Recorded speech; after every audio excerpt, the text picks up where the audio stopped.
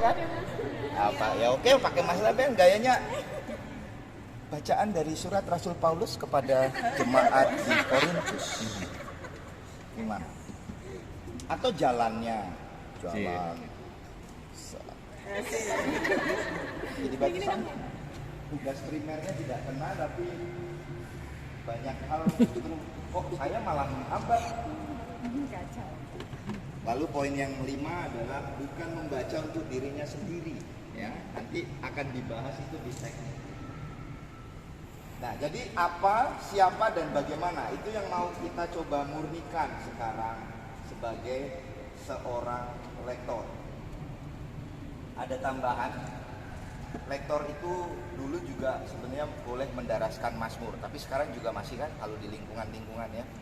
Maka saya sebenarnya di lingkungan itu kalau bisa ya, kalian yang ada di lingkungan sebagai lektor ya kalau ada misa kalian yang tugas. Bukan malah keluarganya Romo, keluarganya sudah siap. Nah, dia bukan lektor kok. Betul. Harusnya kalian yang sudah dilantik, sudah tahu lektor itu seperti apa, kalian yang tugas, bukan malah ini Romo ponakannya baru pulang dari Ambon, Romo mau. Ya kalau bagus, kalau enggak, kalau nggak ngerti. Jadi kalian itu di lingkungan masing-masing, setiap ada misa ikut. Lalu kalau ada tugas lektor, saya yang lektor. Gitu. Jangan-jangan kalian ini lektor di gereja tapi di lingkungan nggak aktif. Ditanya lingkungannya apa? Apa ya? Pokoknya yang daerah sana, Pak. Pokoknya tak ada. Ya. Jadi dia juga bisa mendaraskan Mazmur. Karena biasanya petugas Mazmur ini langka di beberapa paroki, tapi paroki kita puji Tuhan ada pemazmur. Dan baik-baiklah relasi kalian dengan pemazmur karena kalian saling bergandeng dan beriringan tangan kan. Kadang-kadang juga membaca doa umat jika tidak ada diakon. Jadi lektor itu kalau ada diakon nanti gereja kita punya diakon, kalian nggak kepake sebenarnya. Siap-siap mengumpulkan. Ya, jadi kalau doa umat itu kalau kita punya frater diakon yang memimpin tetap pastor, pemimpin paroki, bukan maksudnya yang mimpin misa, yang doa-doa lainnya diakon. Jadi kalian nganggur. Makanya berdoa supaya ada diakon. Kayaknya susah sih ya. Lalu kadang-kadang juga memimpin nyanyian. Jadi kayak apa dirijen umat begitu ya. Kalian harus siap. Misalnya nih ada misa, kornya terhambat macet. Oh, satu bis macet semua. Waduh kacau nih. Itu lektor harus siap. itu mau bisa kunjungan mau kalau satu bis. Memimpin umat untuk memimpin lah. Itu kadang-kadang lektor. Tapi itu tugas sekunder ya, bukan utama. Lektor dilantik untuk mewartakan bacaan dari Alkitab kecuali Injil, dapat juga membawakan tujuh doa umat. Kalau tidak ada pemazmur, dia dapat juga membawakan mazmur tanggapan. Jadi sekarang apa yang saya bicarakan dari awal tadi sampai sekarang, semoga sudah membekas tentang apa itu lektor, siapa itu lektor, bagaimana lektor.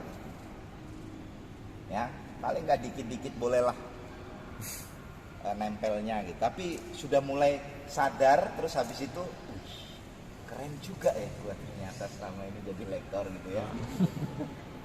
Nah sekarang masuk kepada syarat. Syarat Ternyata jadi lektor tuh punya syarat yang mungkin saja ini tidak terpenuhi dalam diri kalian. Semoga terpenuhi ya. Syarat pertama yang paling berat ini menurut saya juga terus belajar, adalah mencintai kitab suci atau sabdanya. Kecil itulah mau. Itu berat sekali. Kalau tadi dengerin homili saya, ternyata mencintai sabdanya itu tidak mudah, tidak hanya di kata-kata, tidak hanya di tulisan, tapi harus dilakukan. Karena wujud kita ada dimanapun itu harus kasih. Jadi kalau lektor mana PKKC kerjanya marah-marah, waduh lektor mana PKKC? Kok dia bentak-bentak orang? Aneh ya jadinya ya. Karena tugas atau syarat pertama itu mencintai kitab suci, sabda. Jangankan mencintai kitab suci, wong baca saja jarang-jarang Romo. Itu saya aja kadang-kadang baca kitab suci kalau mau tugas saja Romo saya. Saya tiap hari belum tentu buka Romo. Kitab suci saya saja sekarang saya nggak tahu Romo di mana. Astagfirullah, itu rektor. Saya paling bangga melihat lektor yang kitab sucinya jelek, lecek, terus banyak coretan. Wah, itu berarti dia jorok. Berarti dia suka baca gitu. Artinya kitab suci disayang sama dia gitu. Ya. Nah, Arbi ini sudah mulai mengarah ke mencintai kitab suci. Dia rumahnya, kamarnya sudah disetting, Asik. penuh dengan benda-benda rohani ya, supaya selalu ingat Tuhan. Gak tahu juga. Biar gak disalah fungsikan. Nah, jadi teman-teman, syarat pertama ini tolong jangan dianggap itu kan biasa. Enggak, ini berat. Mencintai firman dan sabdanya itu berat. Mencintai kitab suci itu enggak mudah karena harus kelihatan, tampak, terwujud. Syarat yang kedua, kemauan. Kemauan mungkin bisa kelihatan. Mau jadi lektor? Mau. Itu kemauan. Kira-kira siap nggak jadi lektor? Siap. Nah, itu kemauan. Tapi di bawah kemauan itu ada kemampuan. Ya, maka jangan berkecil hati ketika kadang-kadang Romo dia jangan tugas dulu deh, karena bisa dinilai kemampuannya nggak ada. Saya waktu itu pernah di Asmat, ini cerita sedikit ya namanya juga di Asmat ya, ada beberapa yang agak belum lancar bacanya gitu. Wah, ini pas Minggu Palma lah, Minggu Palma itu bacanya Kisah Sengsara kan, Injil ya. Jadi 1, 2, 3 saya yang di tengah, Yesus gitu kan. Waduh, komentatornya di situ bacanya itu kayak dieja begitu. Inilah kisah sengsara. Betul. Pajem ya itu. Saya bilang nih pasti lama sekali. Pajem. Udah berjalan setengah itu saya sudah, waduh nggak tahan ini. Lama ini saya berdiri juga kan. Ada kemampuan, ternyata ada juga mendengarkan. Kalian ini punya sikap mau mendengarkan tidak? Ini penting juga. Lektor kalau nggak mau mendengarkan ya nggak tahu harus apa yang mau dibicarakan. Makanya saya tadi nanti akan mengatakan kalau kalian mau tugas, wajib sekali kalian mendengarkan dulu Tuhan. Mendengarkan Tuhan itu maksudnya bacaan ini bicara apa sih gitu. Harus masuk ke kalian dulu, bukan tiba-tiba saya sok tahu, wah ini Paulus tentang ini saya bisa lakukan. Enggak. Kita harus punya kemampuan lebih dulu mendengarkan. Mendengarkan apa dulu, kita tangkap baru kita suarakan. Dunia sekarang itu porak-poranda sebenarnya karena banyak orang tidak punya kemampuan mendengar. Keluarga juga sama sebenarnya. Coba kalau suami istri itu sudah tidak punya kemampuan mendengarkan, remuk pasti. Karena selalu akan ada miss itu akhirnya nanti menumpuk. Wah, ya beruntung ketua lektor Arbi, Kasmir ini bagus dialognya ya. Jadi sampai tempat saja akhirnya tidak dapat gitu kan, karena saking bagusnya saling mendengarkannya gitu ya. Nah, mendengarkan doang. Tempat. Itu penting mendengarkan. Jadi kalian harus belajar menjadi orang atau pribadi yang mau mendengarkan. Kelima juga penting syaratnya, kerjasama. Hanya harusnya semangat kerjasama. Saya nggak mau ada lektor yang gap-gapan, kelompok A, kelompok B, kelompok C, nanti malah buat kelompok lektor A, kelompok lektor B. Kenapa kok A? Karena ini lebih keren-keren Romo. Dari fisiknya, dari cara bacanya lebih oke. B, ya ini yang so-so aja Romo. Nggak boleh. Nggak boleh. Lektor itu satu keluarga, mampu bekerja sama, mampu bersinergi. Ya, contoh hal sederhana dalam kerjasama itu, ada yang nggak bisa tugas mendadak, tiba-tiba ada yang gantiin. Itu contoh. Ya, paham ya? Ya. Gak usah nangis, ini belum. Yang keenam, kerendahan hati dan keterbukaan. Kerendahan hati dan keterbukaan. Ya iyalah, saya nggak mau juga punya lektor sombong. Ya, lektor sombong itu ya mungkin saja dia karena bangga, tapi bangga yang negatif gitu, ngerti nggak? Mentang-mentang jadi lektor terus yang bukan lektor tuh, lu mau bukan lektor, gua dong lektor, gua dong apa kalau pagi-pagi di sini namanya Komentator. komentator itu bangga. Ardi tadi pagi. Tadi pagi. Gua dong komentator. Ya, ada kerendahan hati dan keterbukaan hati. Kerendahan hati itu tidak sombong, keterbukaan hati itu siap dikritik, siap diberi masukan, siap mengaku salah, siap diperbaikilah, siap dibentuk begitu. Itu terbuka.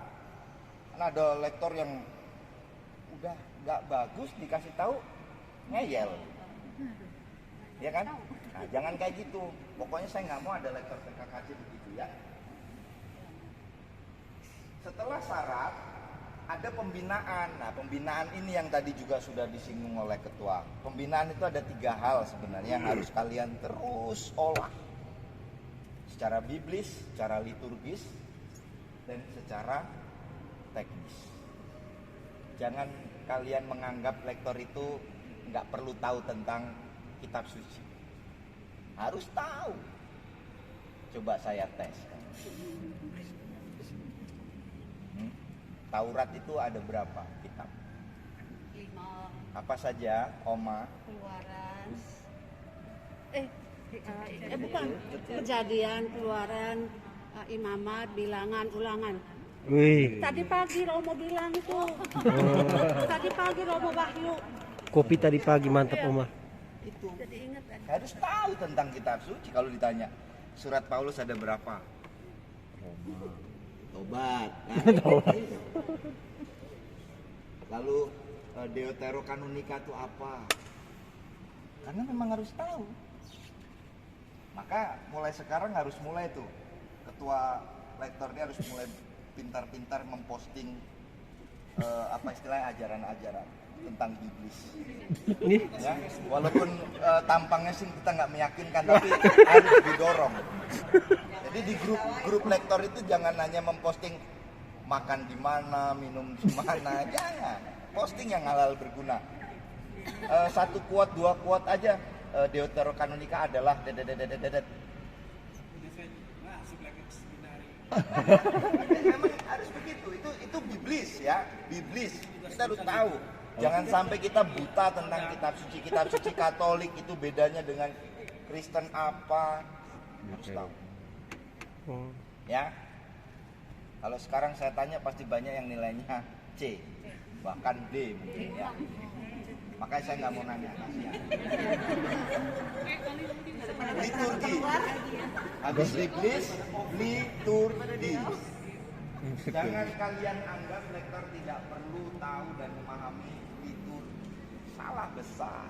Tugas kalian ada di liturgi. Jadi kalian harus tahu liturgi itu apa. Paham liturgi itu seperti apa dan bagaimana menyikapi sebuah perayaan liturgi. Itu harus ada. Tahu liturgi? Dari tadi pengen nangis. Silvi. Liturgi ada berapa bagian besar? Nggak tahu. 3. Harus dibaptis lagi. 3 apa aja? Pembukaan, isi, penutup itu macam.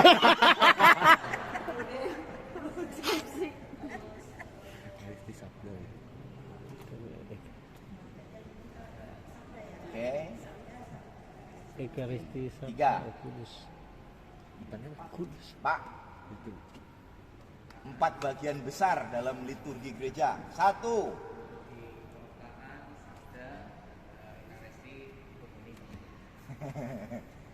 Empat ya, ritus pembuka, liturgi sabda, liturgi ekaristi, ritus penutup. Ritus. Itu 4 bagian liturgi besar dan lektor harus paham. Harus kita paham. Ardi pasti blank, nggak ngerti apa-apa, Mas. Nah, sekarang bagian lektor ada di mana? Dari Sabda. apa? Liturgi sabda. Nah, sekarang saya tanya, liturgi sabda dimulai dari apa sampai apa? Mampus lah. Baca pertama. Bacaan pertama sampai Doa umat. doa umat. Sampai kedua umat lah. Good. Baru masuk persembahan. Sampai doa umat. Ya, jadi bukan sampai pada homili, tapi sampai doa umat. Umat. Itu liturgi sabda. Itu harus tahu. Jangan nanti Selesai ditanya tugasnya. 4 bagian besar liturgi apa? Nggak tahu. Kamu lektor dari mana? PKKC. Romonya Romo Joko. Joko. Anjrit kata. Romo Wahyu. Yang ditanya Romonya Romo kan Wah. pasti nggak mungkin Enggak, dia Bu. nanya. Kita ramah jawab Romo Wahyu Nggak aja. ngerti. Kamu lektor dari mana? PKKC. Ketuanya siapa? Nggak mungkin. Nggak mungkin yang ditanya ketua lektor yang kita. Oh, Romo itu Pak. Pantes. Besoknya rombongan datang. Panggil. Kita sebut Romo Wahyu aja, Mo. Nah, kalau perlu sebut Romo Wahyu. Pokoknya kalau kalian nggak bisa jawab, Romo Wahyu. Kalau bisa jawab, Romo Joko. Sebagai Nah, teman-teman, remind tadi ini bukan untuk sekedar kita tahu, tapi refleksi lagi ke dalam.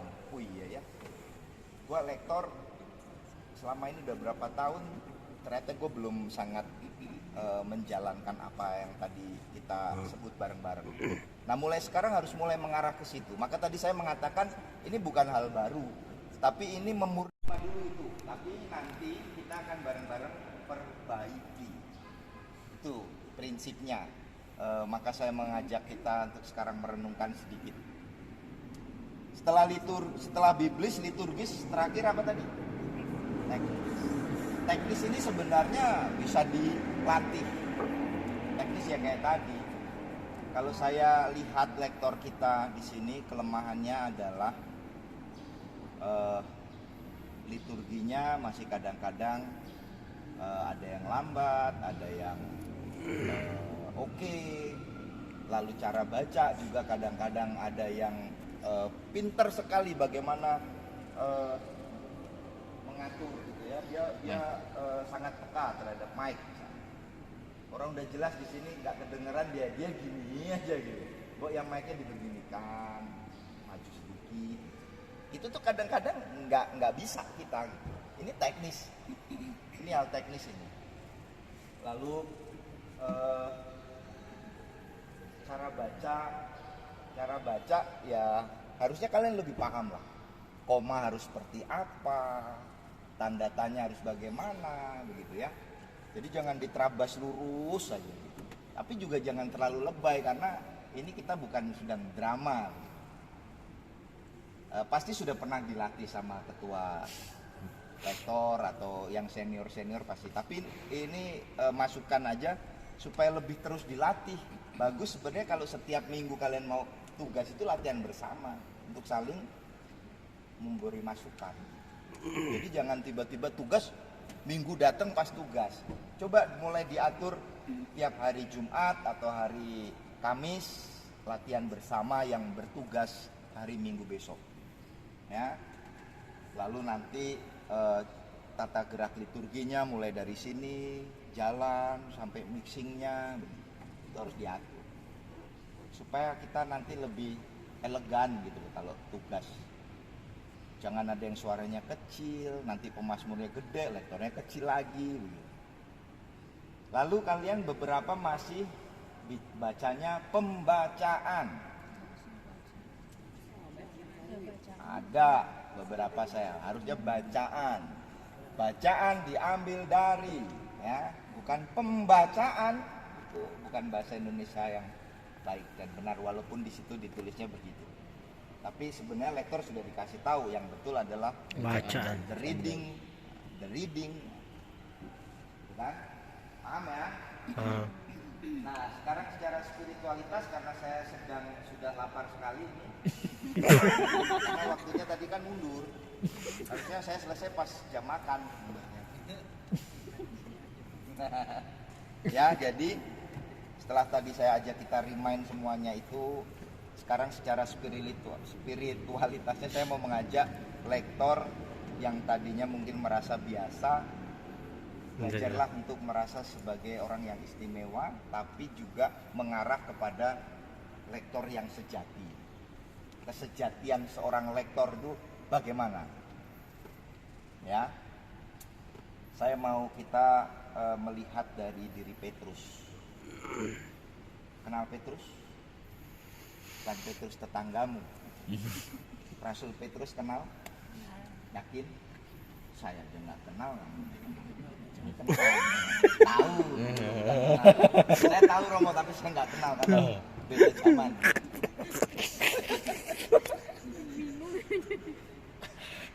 Coba kalau kalian lektor yang selama ini sering baca kitab suci, simpulkan Petrus itu, Rasul Petrus itu apa dalam 1, 2, 3 atau 4 atau 5 kata.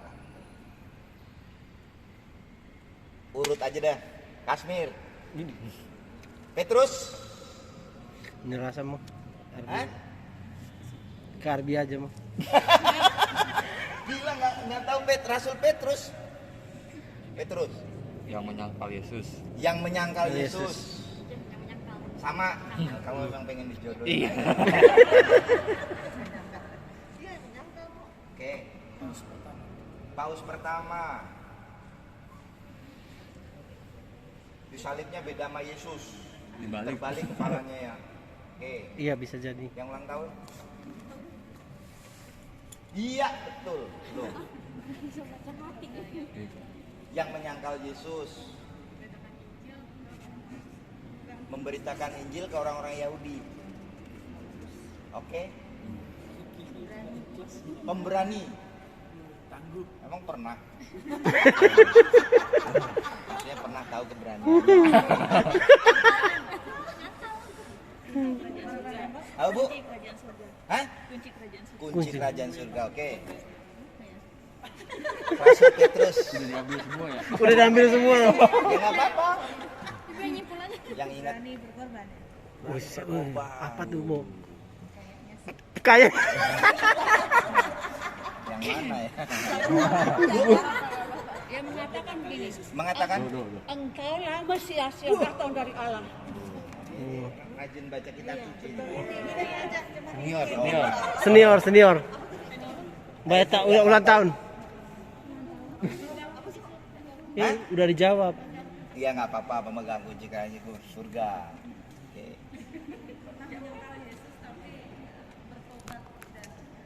Pernah menyangkal tapi Tapi bertobat. Oke, katanya bagus sekali itu kunci. Menyangkal Tuhan Yesus juga. Menyangkal Tuhan Yesus juga. Ikuti. Dan bertobat. Ikut-ikut lagi. Ada ide lain. Oke, dari ya Ibu baju merah langsung ke sana belakang. Iya dong, kamu kan tenang-tenang aja. Kita lihat Herma. Petrus, Mak. Tetangganya. Hah? Bilang. Nggak jelas.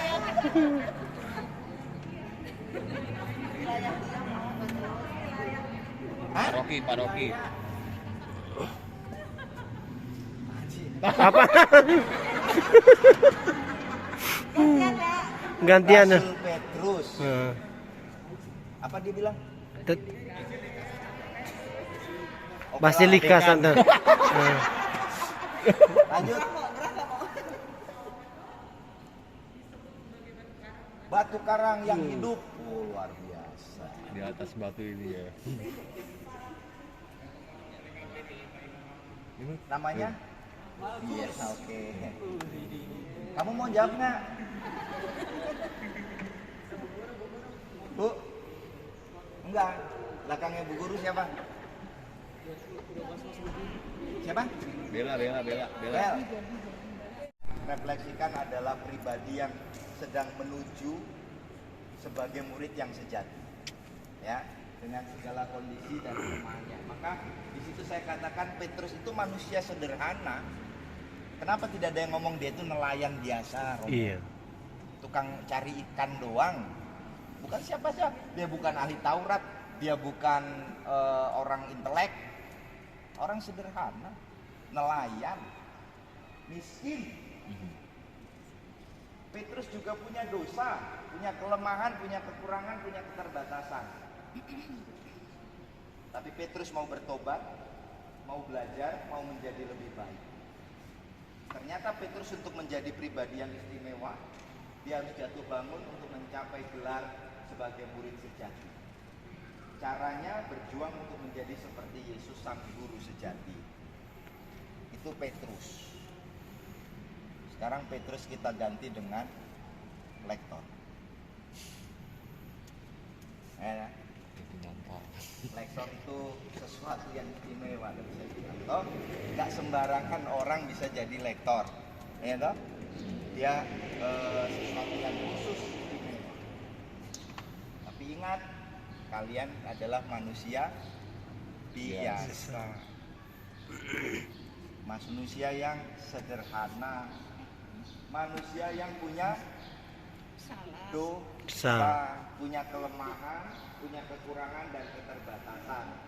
Tapi saya mau menguatkan kalian, walaupun seperti itu kalian adalah manusia-manusia atau lektor yang siap bertobat, siap menjadi lebih baik, siap untuk berubah, siap untuk dibentuk. Caranya sama, kita bareng-bareng berjuang menjadi seperti Yesus sang guru sejati. Itu spiritualitasnya. Tiru dan contoh Santo Petrus. Jangan bangga dengan titik sekarang, tapi justru saya harus terus berkembang, saya harus terus siap untuk dibentuk, saya harus siap untuk diubah seperti apa yang Yesus mau. Nah, spiritualitasnya adalah saya pengen kesejatian sebagai lektor itu berarti lektor-lektor yang spiritualitasnya matang, imannya dewasa, ya. Kira-kira kalau lektor saling bermusuhan itu imannya dewasa nggak? Tidak. Kalau lektor saling membenci imannya dewasa nggak? Tidak. Itu makanya saya arahnya ke sana. Kalau lektor saling menjatuhkan dewasa nggak? Tidak. Kalau lektor itu justru baik sama romonya terus ngajak romonya ngopi itu dewasa spiritual enggak?